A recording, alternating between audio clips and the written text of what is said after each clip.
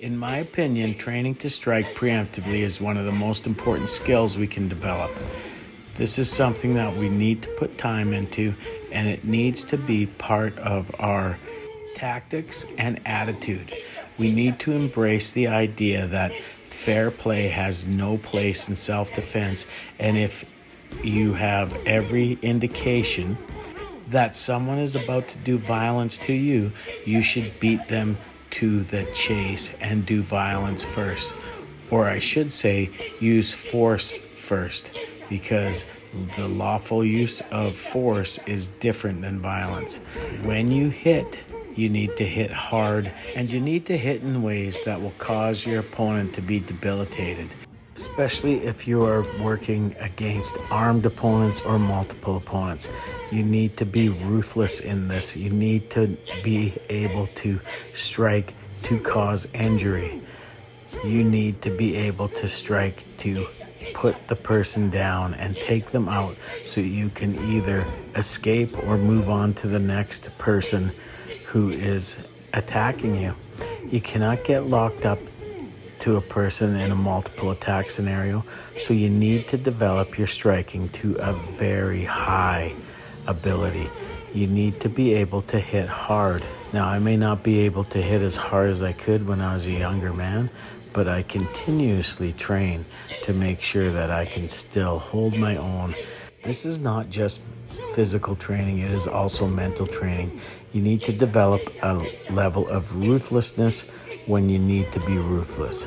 You cannot be hesitant or hold back when it is time to act, because violence can be horrific and you do not want to be a victim. And if someone's trying to make you a victim, you have to turn the tables on them and make them the target of your force, the target of your violence.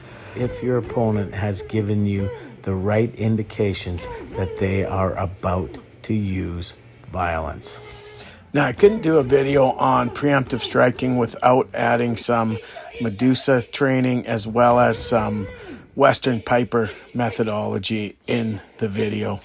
Both of these systems have become a major part of my knife combatives and are something I train almost every day, along with DeCampo 1-2-3 original, pugilism in the form of modified Thai boxing for old geezers, as well as gross motor combative striking that I get from various sources. I realize when I'm looking at me doing these multiple attacker scenarios, the offhand strike to the side is not landing as hard as it should, which means I'm going to train this more often. I'm going to make this a priority, because if somebody is flanking me, I need to be able to hit them hard.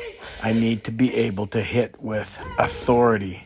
Striking and clinch work are two of the most important things to train in combatives. But remember, if there's multiple attackers, you need to clinch in a way that puts the person you are attached to between you and the other people. You don't want to attach too much. You don't want to stay stuck to the person, as I said earlier. But guess what? You don't get to choose how the fight goes. So knowing how to clinch and knowing how to grapple are imperative. I am not a good grappler, I'll tell you that right now, but I do have some basics, and I will be training more in grappling as time goes on, because I need some better skills on the ground, at least to get a position of dominance or get to my feet, because staying on the ground is so dangerous outside of the gym or dojo. We all know that extreme violence is rare, but in the end, it is up to each and every one of us to be ready to be our own first responder.